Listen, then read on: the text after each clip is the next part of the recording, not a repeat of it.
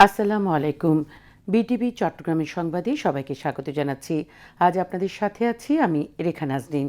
প্রথমেই সংবাদ শিরোনাম।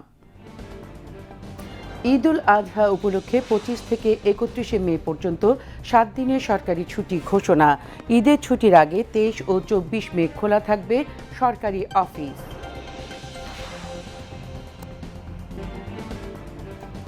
হাওর অঞ্চলের ক্ষতিগ্রস্ত কৃষকদের সহায়তায় দ্রুত পদক্ষেপ নিতে সংশ্লিষ্টদের প্রধানমন্ত্রী তারেক রহমানের নির্দেশ।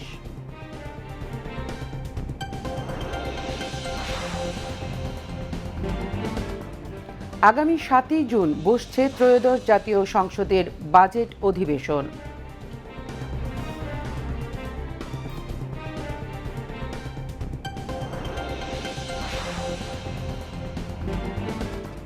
বিশ্বকবি রবীন্দ্রনাথ ঠাকুরের 165তম জন্মবার্ষিকী আজ।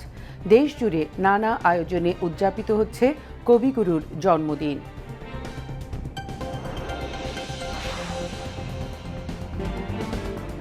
বৈশ্বিক প্রেক্ষাপটে ডিজিটাল অর্থনীতি, অবকাঠামো ও গ্রিন এনার্জি খাতে বাংলাদেশ এবং চীনের মধ্যে সহযোগিতা বৃদ্ধি ও অংশীদারিত্ব জোরদারের গুরুত্ব আরোপ শিক্ষামন্ত্রীর। চলমান বৈশ্বিক সংকটের মধ্যেও বাংলাদেশের অর্থনীতিতে ইতিবাচক ধারা। রিজার্ভ ও রেমিটেন্স বৃদ্ধি অর্থনীতির জন্য ইতিবাচক বলছেন বিশ্লেষকরা। হরমুজ প্রণালীতে যুক্তরাষ্ট্র ইরানের পাল্টাপাল্টি হামলার পরও যুদ্ধবিরতি বহাল থাকবে জানালেন ট্রাম্প। বিশ্ববাজারে তেলের দামে ঊর্ধ্বগতি।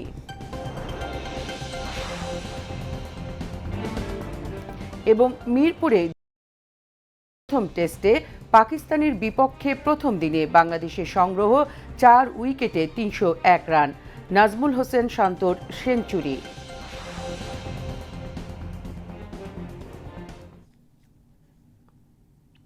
এতক্ষণ সংবাদ শিরোনাম শুনলেন, এবার বিস্তারিত। আসন্ন ঈদ উল আজহা উপলক্ষে আগামী 25 থেকে 31শে মে পর্যন্ত 7 দিনের সরকারি ছুটি ঘোষণা করেছে সরকার।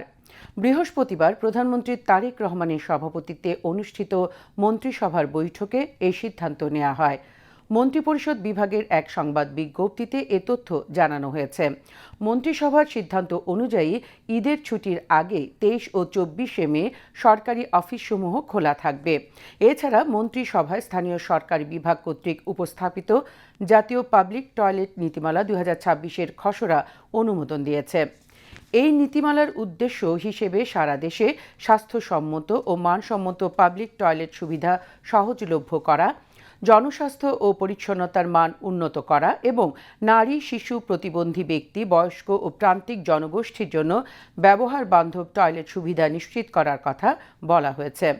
নীতিমালায় পাবলিক টয়লেট ব্যবস্থার দীর্ঘমেয়াদী কার্যকারিতা ও স্থায়িত্ব বজায় রাখতে কার্যকর ব্যবস্থাপনা মডেল এবং অর্থায়ন নিশ্চিত করার উপর জোরদার দেওয়া হয়েছে। মন্ত্রিসভার সিদ্ধান্ত অনুযায়ী শিক্ষার্থীদের মধ্যে টয়লেটের সঠিক ব্যবহার সম্পর্কে সচেতনতা বৃদ্ধিতে শিক্ষা মন্ত্রণালয়, প্রাথমিক ও গণশিক্ষা মন্ত্রণালয়, স্থানীয় সরকার বিভাগ, স্বাস্থ্য ও পরিবার কল্যাণ মন্ত্রণালয় এবং তথ্য ও সম্প্রচার মন্ত্রণালয় প্রয়োজনীয় উদ্যোগ গ্রহণ করবে। ভৌত অবকাঠামো সংক্রান্ত উন্নয়ন প্রকল্পে নারীদের জন্য পৃথক টয়লেট নির্মাণ অন্তর্ভুক্ত করতে হবে। এছাড়া বর্জ্য সংরক্ষণের জন্য সব টয়লেটে সেপটিক ট্যাঙ্ক নির্মাণ বাধ্যতামূলক করা হয়েছে। কোনো অবস্থাতেই টয়লেটের বর্জ্য নদী, খাল, জলাভূমি বা অন্য কোনো জলাশয়ে ফেলে দূষিত করা যাবে না। সড়ক ও মহাসড়কের সুবিধাজনক স্থানে নারী ও পুরুষদের জন্য পৃথক পাবলিক টয়লেট স্থাপনে স্থানীয় সরকার বিভাগ এবং সড়ক পরিবহন ও মহাসড়ক বিভাগ যৌথভাবে উদ্যোগ গ্রহণ করবে। নীতিমালা বাস্তবায়নে মন্ত্রণালয় এবং বিভাগ ভিত্তিক সময়াবদ্ধ কর্মপরিকল্পনা তৈরি করতে হবে বলেও মন্ত্রিসভার সিদ্ধান্তে বলা হয়েছে। প্রধানমন্ত্রী তারেক রহমান হাওর অঞ্চলে ভারী বর্ষণে ক্ষতিগ্রস্ত কৃষকদের সহায়তায় দ্রুত পদক্ষেপ নিতে সংশ্লিষ্টদের নির্দেশ দিয়েছেন। এ লক্ষ্যে স্বচ্ছতার সঙ্গে ক্ষতিগ্রস্ত কৃষকদের তালিকা প্রস্তুতের প্রয়োজনীয় নির্দেশনাও দেন তিনি। বৃহস্পতিবার সচিবালয়ে মন্ত্রিপরিষদ বিভাগে প্রধানমন্ত্রীর কার্যালয়ে অনুষ্ঠিত এক সভায় তিনি এই নির্দেশ দেন। হাওর এলাকার ক্ষতিগ্রস্ত কৃষকদের আর্থিক সহায়তা দেওয়ার কার্যক্রম পর্যালোচনার জন্য এই সভার আয়োজন করা হয়। সভায় প্রধানমন্ত্রী তারেক রহমান বলেন, প্রকৃত ক্ষতিগ্রস্তদের চিহ্নিত করে নির্ভুল ও স্বচ্ছ তালিকা প্রস্তুত করতে হবে। এই তালিকার ভিত্তিতে আগামী ৩ মাস কৃষকদের আর্থিক সহায়তা দেওয়া হবে। সভায় সিদ্ধান্ত হয়, দ্রুত ক্ষতিগ্রস্ত কৃষকদের হাতে আর্থিক সহায়তা পৌঁছে দেওয়া হবে। পাশাপাশি বৃষ্টির কারণে কৃষকরা যাতে ক্ষতির মুখে না পড়েন সেজন্য ধান রোপণ ও সংগ্রহের মৌসুম কিছুটা এগিয়ে আনার বিষয়েও আলোচনা হয়। গত ২৯ এপ্রিল জাতীয় সংসদে প্রধানমন্ত্রী তারেক রহমান জানিয়েছিলেন, হাওর অঞ্চলে ভারী বর্ষণে ক্ষতিগ্রস্ত কৃষকদের চিহ্নিত করে সরকারের পক্ষ থেকে ৩ মাস সহযোগিতা দেওয়ার চেষ্টা করা হবে। সভায় দুর্যোগ ব্যবস্থাপনা ও ত্রাণ মন্ত্রী আসাদুল হাবিব দুলু, কৃষি ও মৎস্য ও প্রাণী সম্পদ মন্ত্রী আমিনুর রশিদ উপস্থিত ছিলেন। এছাড়া হাওর অঞ্চলের সংসদ সদস্যদের মধ্যে deputy speaker barrister Kaisar Alam, পাট ও বস্ত্র প্রতিমন্ত্রী শরীফুল আলম, ডক্টর ওসমান ফারুক, ফজলুর রহমান, লুৎফুজ্জামান বাবর, কামরুজ্জামান কামরুল, নুরুল ইসলাম, কলিমুদ্দিন মিলন এবং মোহাম্মদ কায়সার আহমেদ সভায় অংশ নেন। আগামী ৭ জুন রবিবার বিকেল ৩টায় বসবে ত্রয়োদশ জাতীয় সংসদের দ্বিতীয় অধিবেশন বা বাজেট অধিবেশন। সংবিধানের ৭২ অনুচ্ছেদের এক দফায় প্রদত্ত ক্ষমতা বলে রাষ্ট্রপতি মোহাম্মদ শাহাবুদ্দিন বৃহস্পতিবার সংসদের এই বাজেট অধিবেশন আহ্বান করেন। আজ ২৫শে বৈশাখ, বিশ্বকবি রবীন্দ্রনাথ ঠাকুরের ১৬৫তম জন্মজয়ন্তী। রবীন্দ্রনাথ ঠাকুর ১৮৬১ সালে কলকাতার জোড়াসাঁকো ঠাকুর পরিবারে জন্মগ্রহণ করেন। কবিতা, গল্প, নাটক, সঙ্গীত সহ বাংলা সাহিত্যের সকল শাখা তার অনন্য অবদানে সমৃদ্ধ করেছেন রবীন্দ্রনাথ ঠাকুর। গীতাঞ্জলি কাব্য ইংরেজিতে অনুবাদের জন্য ১৯১৩ সালে নোবেল পুরস্কার পান তিনি। সীমা শারমিনের প্রতিবেদন। হে নূতন, দেখা দেই কারবার জন্মের প্রথম শুভক্ষণ। তোমার প্রকাশ হোক কুহেলিকা করি উদ্ঘাটন সূর্যের মতো। তোমার প্রকাশ হোক কুহেলিকা করি উদ্ঘাটন সূর্যের মতন। রিক্ততার বক্ষ ভেদি আপনারে করো উন্মোচন। উদয় দিগন্তে ওই শুভ্র শঙ্খ বাজে, মোর চিত্ত মাঝে চির নতুনেরে দিল ডাক। ২৫শে বৈশাখ, এভাবে চির নতুনের মাঝে নিজের আবির্ভাবক্ষণকে অনুভব করেছেন শ্রেষ্ঠ কবি রবীন্দ্রনাথ ঠাকুর। এই উদাসীন পৃথিবী আমাকে সম্পূর্ণ ভুলবার আগে তোমার নির্মম পদপ্রান্তে আজ রেখে যাই আমার প্রণতি। আজ ২৫শে বৈশাখ, রবি ঠাকুরের ১৬৫তম জন্মবার্ষিকী। ১৫০ বছর পেরিয়েও তিনি চিরজাগরুক হয়ে আছেন বাঙালির মাঝে। তার কাব্যছন্দ, সুরের ভেলা আর সরল লেখনের মধ্য দিয়ে আত্মপ্রকাশ ঘটেছে প্রত্যেক বাঙালির। বিশ্বকবি রবীন্দ্রনাথ ঠাকুর একাধারে কবি, কথাশিল্পী, প্রাবন্ধিক, নাট্যকার, সঙ্গীত রচয়িতা, সুরস্রষ্টা, গায়ক ও চিত্রশিল্পী। কুলে একা বসে আছি, নাহি ভরসা, রাশি রাশি ভাড়া ভাড়া, ধান কাটা হলো সারা। সৃষ্টিশীলতার সমান্তরালে তিনি ধর্ম, দর্শন, রাজনীতি ও সমাজ ভাবনা সমানভাবে চালিয়ে গেছেন। বিশ্বভারতী তার বিপুল কর্মকাণ্ডের একটি প্রধান কীর্তি। গীতাঞ্জলি কাব্যগ্রন্থের জন্য ১৯১৩ সালে রবীন্দ্রনাথ সাহিত্যের নোবেল পুরস্কার পান। সাহিত্যে নোবেল বিজয়ী তিনিই প্রথম এশীয় ও একমাত্র বাঙালি লেখক। জমিদারি কার্যক্রম পরিচালনার জন্য ১৮৯১ সালে প্রথম পতিশরে আসেন কবি রবি ঠাকুর। তিনি নগর নদীতে পদ্মা বটে বসে ছিন্ন পত্রের চিঠি এবং বিদায় অভিশাপ কাব্যনাট্য রচনা করেন। আমি পাইব না মোর খেয়া তরি এই ঘাটে গো, যখন পড়বে না মোর পায়ের চিহ্ন এই বাটে। আমি পাইব না মোর খেয়া তরি এই ঘাটে গো, যখন পড়বে না মোর পায়ের চিহ্ন এই বাটে। রবীন্দ্রনাথ ঠাকুরের হাতে মূলত সার্থক বাংলা ছোট গল্পের সূত্রপাত। বাংলা কবিতাও আধুনিকতার পূর্ণতা পায় রবীন্দ্রনাথের হাতেই। বাংলা গদ্যকে চূড়াস্পর্শী সাফল্য দান করেন তিনিই। রবীন্দ্র সাহিত্য, বিশেষত রবীন্দ্রসঙ্গীত বাঙালির কাছে আলোকবর্তিকা হয়ে দেখা দিয়েছিল বাংলাদেশের মুক্তিযুদ্ধে। মুক্তিযুদ্ধের বিজয় অর্জনের পর তার গান আমার সোনার বাংলা বাংলাদেশের জাতীয় সঙ্গীতের মর্যাদায় অভিষিক্ত হয়েছে। আমার এই মন গলিয়ে কাজ ভুলিয়ে সঙ্গে তোদের নিয়ে যারে আমারে কে নিবি ভাই সমিতে যাই আপনারে আমারে। অন্যায় অবিচারের বিরুদ্ধে সোচ্চার ছিলেন রবীন্দ্রনাথ। 1919 সালে জালিয়ানওয়ালাবাগে ব্রিটিশ শাসকদের নৃশংস হত্যাকাণ্ডের প্রতিবাদে তাদের দেয়া নাইটহুড উপাধি বর্জন করা সেই সময়ের প্রেক্ষাপটে ছিল অকল্পনীয়। বাঙালির অহংকার রবীন্দ্রনাথ ঠাকুর অসাধারণ সব সাহিত্যকর্ম দিয়ে বিস্তৃত করেছেন বাংলা সাহিত্যের পরিসর। বিশ্বকবি হিসেবে পরিচিত রবীন্দ্রনাথ ঠাকুর শান্তিনিকেতন ও বিশ্বভারতী বিশ্ববিদ্যালয় প্রতিষ্ঠা করেন। 1961 সালের 7 মে কলকাতার জোড়াসাঁকো ঠাকুর বাড়িতে জন্ম তার। পিতা দেবেন্দ্রনাথ ঠাকুর, মাতা শারদা সুন্দরী। ভানুসিংহ ছদ্মনামের পরিচিত রবি ঠাকুর মৃত্যুবরণ করেছেন 1941 সালের 7 আগস্ট। বাঙালির মানুষে এখনও তিনি দিবাকারের মতো যেমন সমুজ্জ্বল, তার কিরণ এতটুকুও ম্লান হয়নি আজও। মনে রেখো ও তবু আমৃত্যু কর্মযজ্ঞের মধ্য দিয়ে ধাবমান রবীন্দ্রনাথ হয়ে উঠেছেন হাজার বছরের পথিকৃৎ বাঙালি। তবু মনে রেখো সীমা শারমিন, বিটিভি নিউজ। ঢাকা পড়ে যায় নব প্রেম জালে মনে রেখো। চলমান বৈশ্বিক প্রেক্ষাপটে ডিজিটাল অর্থনীতি, অবকাঠামো ও গ্রিন এনার্জি খাতে বাংলাদেশ এবং চীনের মধ্যে পারস্পরিক সহযোগিতা বৃদ্ধির পাশাপাশি কৌশলগত অংশীদারিত্ব জোরদার করার উপর গুরুত্ব আরোপ করেছেন শিক্ষামন্ত্রী ANM এহসানুল হক মিলন। তিনি আজ রাজধানীতে China Bangladesh round table on governance experience শীর্ষ গোল টেবিল বৈঠকে এই গুরুত্ব আরোপ করেন। এই সময় স্থানীয় সরকার, পল্লী উন্নয়ন ও সমবায় প্রতিমন্ত্রী মীর শাহে আলম, BIISS এর মহাপরিচালক মেজর জেনারেল ASM রেদানুর রহমান, ঢাকায় নিযুক্ত চীনের রাষ্ট্রদূত ইয়ং ওয়েন, SIIS এর প্রেসিডেন্ট ডক্টর সেন তোয়া সিং এবং ঢাকা বিশ্ববিদ্যালয়ের উপাচার্য অধ্যাপক ডক্টর ABM ওবায়দুল ইসলাম উপস্থিত ছিলেন।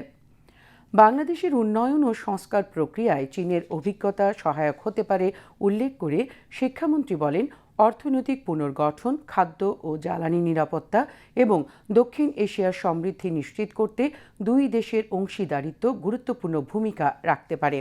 তিনি শিক্ষার মানোন্নয়নে চীনের সঙ্গে যৌথভাবে কাজ করার প্রত্যয় ব্যক্ত করে বলেন, বাংলাদেশ ও চীনের মধ্যে শিক্ষা, প্রযুক্তি ও ভাষা শিক্ষা সহযোগিতায় প্রয়োজনীয় পদক্ষেপ নেওয়া হবে। চলমান বৈশ্বিক অর্থনৈতিক অস্থিরতা ও ভূ রাজনৈতিক সংকটের মধ্যেও বাংলাদেশের অর্থনীতিতে ইতিবাচক ধারা অব্যাহত রয়েছে। বিশেষ করে চলতি অর্থবছরে প্রবাসী আয়ে বড় ধরনের প্রবৃদ্ধি এবং এর ফলে বৈদেশিক মুদ্রার রিজার্ভের আকার দাঁড়িয়েছে $35 বিলিয়ন ওপরে। বিশ্লেষকরা বলছেন, রিজার্ভ ও রেমিটেন্স বৃদ্ধি এটি অর্থনীতির জন্য ইতিবাচক। তবে মধ্যপ্রাচ্য সংকট দীর্ঘায়িত হলে ভবিষ্যতে ঝুঁকি আসতে পারে, সেদিকে সরকারকে নজর রাখতে হবে। রিপোর্ট সুমন মাহমুদের। করোনা মহামারীর পর থেকেই বিশ্ব অর্থনীতি নানা সংকটের মধ্য দিয়েই যাচ্ছে। বর্তমানে চলমান বৈশ্বিক অর্থনৈতিক অস্থিরতা ও ভূ রাজনৈতিক সংকটের মধ্যেও দেশের অর্থনীতিতে ইতিবাচক ধারা অব্যাহত রয়েছে। বিশেষ করে চলতি অর্থ বছরে প্রবাসী আয়ে বড় ধরনের প্রবৃদ্ধির ফলে বৈদেশিক মুদ্রার রিজার্ভে রয়েছে স্বস্তি। চলতি বছরের মার্চ মাসে প্রবাসী আয় এসেছে $4 বিলিয়ন, যা নতুন করে রেকর্ড সৃষ্টি করেছে। আর গত মাসেও প্রবাসী আয় এসেছে $3 বিলিয়নের উপরে, যা গত অর্থ বছরের একই সময়ের চেয়ে 13% বেশি। আর বর্তমানে বৈদেশিক মুদ্রার রিজার্ভ দাঁড়িয়েছে $35 বিলিয়ন উপরে। বিশ্লেষকরা বলছেন, বৈশ্বিক সংকটের মধ্যেও প্রবাসীরা বৈধ পথে প্রবাসী আয় পাঠাচ্ছে প্রণোদনা ও ভালো বিনিময় হারের কারণে। তবে এর ধারা আগামী দিনগুলোতে অব্যাহত রাখতে হবে। আমাদের অর্থনীতি আসলে গতি পাচ্ছি কিন্তু এই রেমিটেন্স যোদ্ধাদের রেমিটেন্স পাঠানোর মাধ্যমে, এবং আমরা কোভিডের সময়ও দেখেছিলাম, একসময় আশঙ্কা করা হচ্ছিল যে রেমিটেন্স হয়তো কমে আসবে, কিন্তু তখনও আমরা দেখেছি যে না, আমাদের অর্থনৈতিক উন্নয়নের একটা বড় ভূমিকা সব সময় কিন্তু আমরা দেখেছি যে আমাদের রেমিটেন্স প্রভাবটা রেখেছে। বিশেষ করে আমাদের বড় একটা শ্রমশক্তি কিন্তু মিডল ইস্টে কাজ করে। তো মাঝখানে যে আমাদের যুদ্ধের অবস্থা আমরা দেখছি, সেই বিবেচনায় চাকরি হারানোর ভয় বা নিরাপত্তাজনিত কারণে একটা আশঙ্কা তৈরি হয়েছিল। পরিস্থিতির এখন যেহেতু কিছুটা ভালোর দিকে আছে, আমরা আশা করছি যে এটা হয়তো সেরকম আশঙ্কাজনক নয়, এবং ভবিষ্যতে আমাদের এই ক্ষেত্রগুলোতে আসলে যারা কর্মরত আছেন তারা সেখানে কর্মরত তারা কন্টিনিউ করতে পারবেন, এবং হয়তো রেমিটেন্স প্রবাহটা আশা করছি ভালো হবে। বিশ্লেষকরা আরও বলছেন, প্রবাসীদের ব্যাংকিং চ্যানেলের প্রতি দিন দিন আস্থা বাড়ছে এবং সরকারের কঠোর নজরদারির কারণে অবৈধ হুন্ডি ব্যবসা সংকুচিত হয়েছে। পাশাপাশি ব্যাংকগুলোতে ডলারের বিনিময় হার খোলা বাজারের কাছাকাছি আসায় বৈধ পথে রেমিটেন্স প্রবাহ বেড়েছে। এছাড়াও উচ্চ আমদানি ব্যয় এবং বৈদেশিক ঋণ পরিশোধের চাপ রিজার্ভের উপর নতুন করে চাপ সৃষ্টি করতে পারে। তাই রিজার্ভ সংরক্ষণে সতর্ক থাকতে হবে। আমাদের প্রবাসী যারা রেমিটেন্স আমাদের পাঠান, তারাই ভালো একটা অবদান রেখেছে। এক্ষেত্রে অবদান রাখার পিছনে এক হলো ঈদ ছিল, সেক্ষেত্রে আমাদের যে রেমিটেন্সটা সেটা স্বাভাবিক গতিতেই যেভাবে আসছিল সেভাবে আসবে। আর আমাদের এখানে জিডিপিতে আমাদের কন্ট্রিবিউশনটা বাড়ছে, বিশেষ করে রপ্তানি বাড়লে পরে জিডিপি কন্ট্রিবিউশন বাড়বে, রেমিটেন্সও বাড়ছে। প্রপার ফান্ড ম্যানেজমেন্টটা করতে পারলেই কিন্তু রিজার্ভ একটা সমৃদ্ধ হবে। যেটা দেখি যে কোনো উৎসবকে ঘিরে কিন্তু রেমিটেন্সটা বাড়ে, এবং আমাদের একটা ঈদ গেছে, পহেলা বৈশাখ গেছে, এবং সামনে আরেকটা উৎসব আছে, এর মধ্যে বৌদ্ধ পূর্ণিমা গেছে, সামনে হয়তো পূজার বিষয় আছে। তো এই উৎসবকে কেন্দ্র করেও কিন্তু আমরা দেখি যে আমাদের দেশে রেমিটেন্স প্রভাবটা ভালো হয়। তো সেই বিষয়গুলোতে সরকারকে আসলে অতীতেও যেরকম ছিল যে কিছু প্রণোদনা দেওয়া, আমাদের ইনফর্মাল চ্যানেলে আসলে রেমিটেন্সগুলো আসে। তো এইটাকে আসলে নিরুৎসাহিত করার জন্য সরকারের যেটা অবশ্যই সবসময় আমরা বলছি করণীয়, যে ফর্মাল চ্যানেলে যেন রেমিটেন্সটা তারা পাঠাতে পারেন, এই জন্য ব্যবস্থাটাকে সহজ করা। প্রবাসী আয় ও বৈদেশিক মুদ্রা রিজার্ভ বৃদ্ধি যা দেশের অর্থনীতির জন্য ইতিবাচক। তবে সামগ্রিকভাবে প্রবাসী আয়ের এই ধারা দেশের ডলার সংকট দূর করতে এবং আমদানি ব্যয় পরিশোধে গুরুত্বপূর্ণ ভূমিকা রাখবে মত বিশ্লেষকদের। Suman Mahmud, BTV news, Dhaka. অভিবাসীদের অধিকার সুরক্ষা, অনিয়মিত অভিবাসন রোধ, অভিবাসন ব্যয় কমানো, ন্যায্য মজুরি নিশ্চিত করা, জবাবদিহিতা জোরদার এবং অভিবাসীদের ন্যায় বিচারে প্রবেশাধিকার বাড়াতে বৈশ্বিক সহযোগিতা জোরদারের আহ্বান জানিয়েছে বাংলাদেশ। আজ জাতিসংঘ সদর দপ্তরে অনুষ্ঠিত ইন্টারন্যাশনাল মাইগ্রেশন রিভিউ ফোরামের সাধারণ বিতর্কে প্রবাসী কল্যাণ ও বৈদেশিক কর্মসংস্থান মন্ত্রী আরিফুল হক চৌধুরী এ আহ্বান জানান। মন্ত্রী বলেন, Bangladesh whole of governance and whole of society পদ্ধতির মাধ্যমে অভিবাসন ব্যবস্থাপনায় জবাবদিহিতা জোরদার করছে এবং অভিবাসীদের ন্যায় বিচারে প্রাপ্তির ক্ষেত্রে কাজ করছে। তিনি বলেন, নিরাপদ, সুশৃঙ্খল ও নিয়মিত অভিবাসন নিশ্চিত করতে Bangladesh global compact on migration GCM বাস্তবায়নের অংশ হিসেবে মাইগ্রেশন কম্প্যাক্ট টাস্কফোর্স গঠন করা হয়েছে। পাশাপাশি 2026-2030 মেয়াদের জাতীয় কর্ম পরিকল্পনাও গ্রহণ করা হয়েছে। আরিফুল হক চৌধুরী জানান, প্রথম IMRF-এ দেওয়া বাংলাদেশের 10টি অঙ্গীকারের মধ্যে 7টি ইতিমধ্যে বাস্তবায়িত হয়েছে। একই সঙ্গে বাংলাদেশ নতুন 6টি অঙ্গীকার জমা দিয়েছে এবং 2টি আঞ্চলিক উদ্যোগে যুক্ত হয়েছে। জলবায়ু পরিবর্তনকে অভিবাসনের একটি ক্রমবর্ধমান কারণ হিসেবে উল্লেখ করে তিনি ক্ষতিগ্রস্ত দেশগুলোর জন্য নির্ভরযোগ্য অর্থায়ন ও কারিগরি সহায়তা বাড়ানোর আহ্বান জানান। মন্ত্রী নিরাপদ অভিবাসন ও টেকসই উন্নয়ন নিশ্চিত করতে আন্তর্জাতিক অংশীদারদের সঙ্গে সমন্বিতভাবে কাজ করার প্রত্যয় পুনর্ব্যক্ত করেন। এবার আন্তর্জাতিক সংবাদ।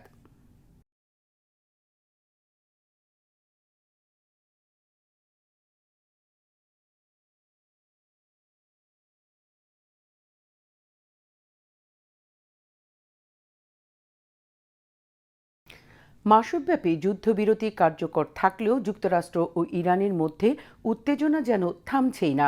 হরমুজ প্রণালীকে কেন্দ্র করে এবার পাল্টাপাল্টি হামলার অভিযোগ তুলেছে দুই দেশ। যদিও পরিস্থিতি নিয়ন্ত্রণে রয়েছে বলে দাবি করছে তেহরান ও ওয়াশিংটন, তবুও নতুন করে সংঘাত ছড়িয়ে পড়ার আশঙ্কা বাড়ছে মধ্যপ্রাচ্যে। বিশেষ করে চলমান শান্তি প্রস্তাব এবং ইরানের পারমাণবিক কর্মসূচি নিয়ে অনিশ্চয়তার মধ্যে এই সামরিক উত্তেজনা পরিস্থিতিকে আরও জটিল করে তুলছে। বিস্তারিত জাকিয়া জামান আনিকার ডেস্ক রিপোর্টে। যুদ্ধবিরতি চলমান থাকলেও উত্তেজনা থামছে না যুক্তরাষ্ট্র ও ইরানের মধ্যে। বৃহস্পতিবার হরমুজ প্রণালী ও আশেপাশের এলাকায় পাল্টাপাল্টি হামলার অভিযোগ তুলে একে অপরকে দায়ী করেছে দুই দেশ। ইরানের সামরিক বাহিনীর দাবি, হরমুজ প্রণালীতে প্রবেশ করা দুটি জাহাজকে লক্ষ্য করে হামলা চালিয়েছে যুক্তরাষ্ট্র। একই সঙ্গে কেশম দ্বীপ, বন্দর খামির ও সিরিক এলাকায় বেসামরিক লোকজনের উপর বিমান হামলার অভিযোগও তুলেছে তেহরান। ইরানের দাবি, এসব হামলা যুদ্ধবিরতির সরাসরি লঙ্ঘন। তবে জবাবে হরমুজ প্রণালীর পূর্বাঞ্চল ও চাবাহার বন্দরের দক্ষিণে অবস্থান নেয়া মার্কিন যুদ্ধজাহাজে হামলা চালিয়েছে ইরান। ইরানের খাতামাল আনবিয়া কেন্দ্রীয় সদর দফতরের এক মুখপাত্র দাবি করেন, ওই হামলায় মার্কিন বাহিনীর উল্লেখযোগ্য ক্ষয়ক্ষতি হয়েছে। তবে সেই দাবি নাকচ করেছে যুক্তরাষ্ট্রের সেন্ট্রাল কমান্ড বা সেন্টকম। মার্কিন বাহিনীর দাবি, তাদের কোনো সামরিক সম্পদ ক্ষতিগ্রস্ত হয়নি, বরং ইরানে 3টি মার্কিন ডেস্ট্রয়ার লক্ষ্য করে ক্ষেপণাস্ত্র, ড্রোন ও ছোট নৌযান দিয়ে হামলা চালিয়েছে। তারই পাল্টা জবাব দিয়েছে যুক্তরাষ্ট্র। তবে সংঘাত বাড়ানোর ইঙ্গিত দেয়নি ওয়াশিংটন। যুক্তরাষ্ট্র বলছে পরিস্থিতির আরও অবনতি চায় না। অন্যদিকে ইরানও জানিয়েছে বর্তমান পরিস্থিতি নিয়ন্ত্রণে রয়েছে। এদিকে পুরো ঘটনাকে খুব বেশি গুরুত্ব দিতে নারাজ মার্কিন প্রেসিডেন্ট ডোনাল্ড ট্রাম্প। সামাজিক যোগাযোগ মাধ্যমে দেয়া এক পোস্টে তিনি এই হামলাকে লাভ ট্যাপ বা সামান্য আঘাত বলে মন্তব্য করেন। একই সঙ্গে তার দাবি, যুদ্ধবিরতি এখনও কার্যকর রয়েছে। জাকিয়া জামান আনিকা, বিটিভি নিউজ। মার্কিন প্রেসিডেন্ট ডোনাল্ড ট্রাম্পের সব আমদানির উপর 10% শুল্ককে অবৈধ ঘোষণা করেছেন ফেডারেল আদালত। একই সঙ্গে আমদানিকারীদের কাছ থেকে আদায় করা শুল্ক ফিরিয়ে দিতে হবে এবং ভবিষ্যতে তাদের ক্ষেত্রে এই শুল্ক কার্যকর করা যাবে না বলেও আদেশ দেয়া হয়। যুক্তরাষ্ট্রের ফেডারেল একটি আদালত জানিয়েছে, 1974 সালের ট্রেড আইন অনুসারে এই শুল্ক আরোপের যথেষ্ট আইনি ভিত্তি নেই। আদালতের মতে সরকারের দাবি করা বাণিজ্য ঘাটতির পরিস্থিতি এমন পর্যায়ে পৌঁছায়নি যা এই ধরনের শুল্ককে বৈধতা দিতে পারে। রায়ে আরও বলা হয়, মামলার সঙ্গে যুক্ত পক্ষগুলোর কাছ থেকে এই শুল্ক আদায় বন্ধ করতে হবে এবং আগে নেওয়া অর্থ ফেরত দিতে হবে। তবে এই সিদ্ধান্ত আপাতত শুধু মামলাকারীদের ক্ষেত্রেই প্রযোজ্য হবে। অন্য আমদানিকারকদের ক্ষেত্রে শুল্ক জুলাই পর্যন্ত কার্যকর থাকতে পারে। আইন অনুযায়ী নির্দিষ্ট পরিস্থিতিতে কংগ্রেসের অনুমোদন ছাড়াই প্রেসিডেন্ট সর্বোচ্চ 15% পর্যন্ত আমদানি শুল্ক আরোপ করতে পারেন। কিন্তু আদালত স্পষ্ট করেছে, এই মামলায় সেই শর্তগুলো পূরণ হয়নি, ফলে প্রশাসনের পদক্ষেপ আইনি ভিত্তি হারিয়েছে বলে জানানো হয়। বর্তমানে ট্রাম্প প্রশাসনের হাতে বিস্তৃত শুল্ক আরোপের ক্ষমতা সীমিত হয়ে এসেছে। তবে তারা বিকল্প হিসেবে দেশভিত্তিক শুল্ক আরোপের নতুন কৌশল বিবেচনা করছে। এদিকে ট্রাম্প প্রশাসন ইতিমধ্যেই এই রায়ের বিরুদ্ধে আপিল করার ঘোষণা দিয়েছে। ঘুষ নেয়ার অভিযোগে দোষী সাব্যস্ত হওয়ার পর চীনের সামরিক বাহিনীর 2 সাবেক শীর্ষ কর্মকর্তা ও সাবেক প্রতিরক্ষা মন্ত্রীকে 2 বছরের স্থগিতাদেশ সহ মৃত্যুদণ্ড প্রদান করা হয়েছে। দণ্ডপ্রাপ্ত এই 2 জেনারেল হলেন ওয়াং ফেংহে এবং লি শাংফু। বৃহস্পতিবার চীনের একটি সামরিক আদালত এই ঐতিহাসিক রায় ঘোষণা করেন। আদালতের এই আদেশের অর্থ হল, সাধারণত 2 বছরের স্থগিতাদেশ শেষে দণ্ডিতদের সাজা যাবজ্জীবন কারাদণ্ডে রূপান্তরিত হয়, যার ফলে তাদের বাকি জীবন সম্ভবত কারাগারেই কাটাতে হবে। মার্কিন সংবাদ মাধ্যম নিউ ইয়র্ক টাইমস এই চাঞ্চল্যকর রায়ের তথ্যটি নিশ্চিত করেছে। চীনের সরকারি সংবাদ সংস্থা সিনহুয়া এই দণ্ডাদেশ নিয়ে একটি সংক্ষিপ্ত প্রতিবেদন প্রকাশ করেছে। সেখানে উল্লেখ করা হয়েছে, সাবেক মন্ত্রী জেনারেল ওয়াং ফেংহে সরাসরি ঘুষ গ্রহণের অভিযোগে অভিযুক্ত হয়েছেন। অন্যদিকে জেনারেল লি শাংফুর বিরুদ্ধে আরও গুরুতর অভিযোগ আনা হয়েছে। তিনি শুধু ঘুষ গ্রহণই করেননি, বরং প্রভাব বিস্তারের জন্য অন্যকেও ঘুষ প্রদান করেছেন। এই দুই জেনারেলই বর্তমান প্রেসিডেন্ট শি জিনপিংয়ের সামরিক বাহিনীকে দুর্নীতিমুক্ত করার শুদ্ধি অভিযানে এ পর্যন্ত দণ্ডিত হওয়া সর্বোচ্চ পদমর্যাদার সামরিক কর্মকর্তা। তবে তাদের বিরুদ্ধে আনা সুনির্দিষ্ট অভিযোগগুলো নিয়ে বেইজিংয়ের পক্ষ থেকে বিস্তারিত আর কোনো তথ্য দেয়া হয়নি। আবারও দেশের খবর। এবার সংবাদের সত্যতা যাচাই ভিত্তিক পরিবেশনা ফ্যাক্ট চেক সত্য জানুন।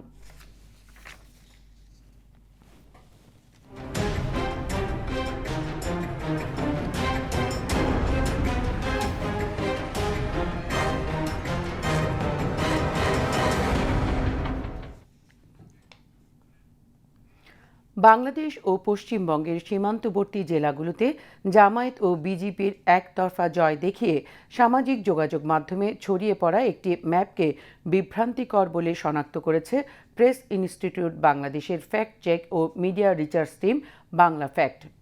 বাংলা ফ্যাক্ট জানিয়েছে, সীমান্তের কাল্পনিক চিত্র ও ভুল তথ্য ব্যবহার করে গেরুয়া সবুজ রঙের এই ম্যাপ তৈরি করা হয়েছে। বিস্তারিত কাজী শারমিন ইসলাম মেধার রিপোর্টে। সামাজিক যোগাযোগ মাধ্যমে ছড়িয়ে পড়া ম্যাপটিতে দাবি করা হয় 2026 সালে নির্বাচনে সীমান্তবর্তী এলাকাগুলোতে বাংলাদেশ জামায়াত এবং পশ্চিমবঙ্গে বিজেপি জয়লাভ করেছে।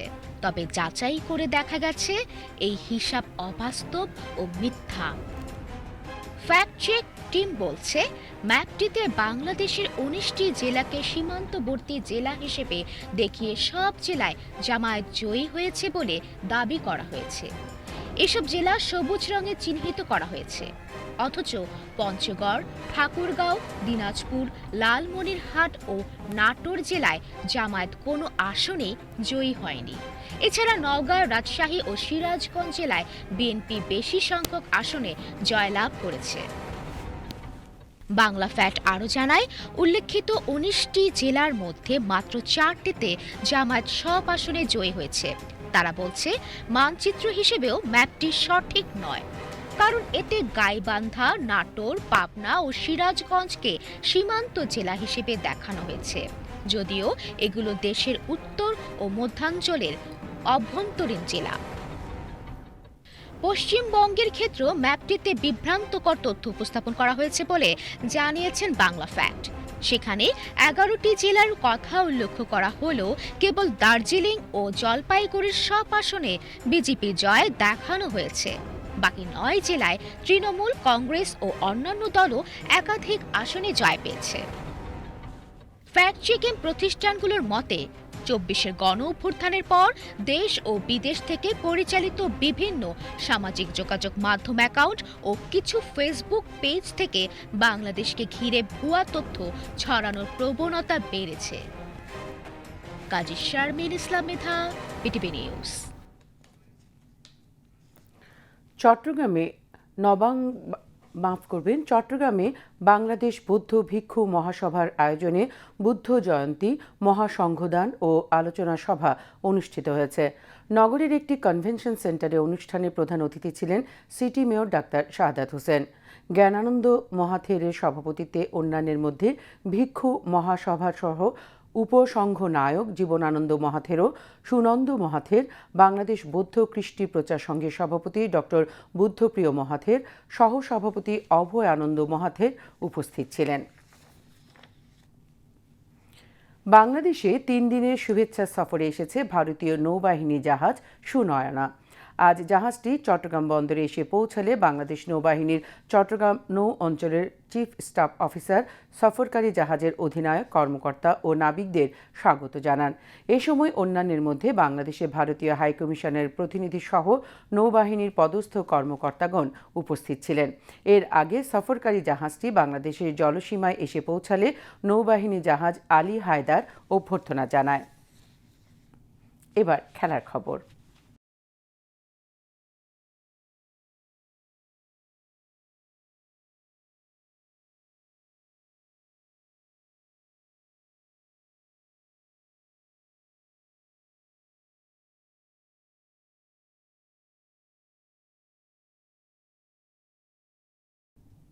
ক্রিকেট।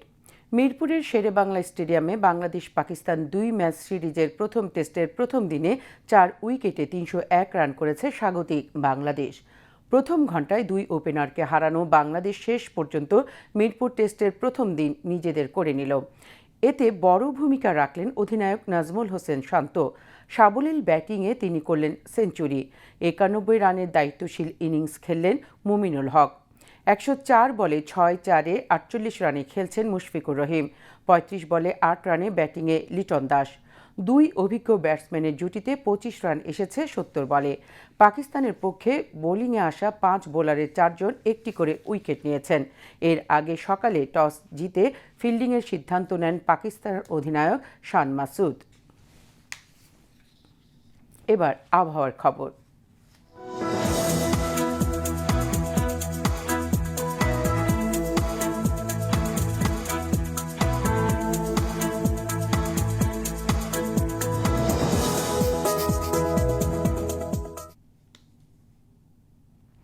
পতেঙ্গা আবহাওয়া অফিস জানিয়েছে, আগামীকাল সন্ধ্যা 6টা পর্যন্ত চট্টগ্রাম এবং পার্শ্ববর্তী এলাকায় আকাশ সাময়িকভাবে মেঘাচ্ছন্ন থাকতে পারে। সেই সাথে অস্থায়ীভাবে 2-1 জায়গায় দমকা বা ঝোড়ো হাওয়া সহ হালকা থেকে মাঝারি ধরনের বৃষ্টি অথবা বজ্রসহ বৃষ্টিপাতের সম্ভাবনা রয়েছে। দিন ও রাতের তাপমাত্রা প্রায় অপরিবর্তিত থাকতে পারে। পরবর্তী 24 ঘণ্টায় আবহাওয়া সামান্য পরিবর্তনের সম্ভাবনা রয়েছে। নগরীতে আজ সর্বোচ্চ তাপমাত্রা ছিল 34.3 ডিগ্রি সেলসিয়াস, যা স্বাভাবিকের চেয়ে 2 ডিগ্রি বেশি, এবং সর্বনিম্ন তাপমাত্রা ছিল 24.3 ডিগ্রি সেলসিয়াস, যা স্বাভাবিকের চেয়ে 0.4 ডিগ্রি কম। আগামীকাল চট্টগ্রামে সূর্যোদয় 5টা 16 মিনিটে এবং সূর্যাস্ত 6টা 23 মিনিটে। এবার জানিয়ে দিচ্ছি কর্ণফুলী নদীতে আগামীকালের জোয়ার ভাটার সময়সূচি। ভাটা শুরু হবে ভোর 5টা 25 মিনিটে, জোয়ার বেলা 11টা 34 মিনিটে এবং পরবর্তী ভাটা শুরু হবে বিকেল 5টা 47 মিনিটে।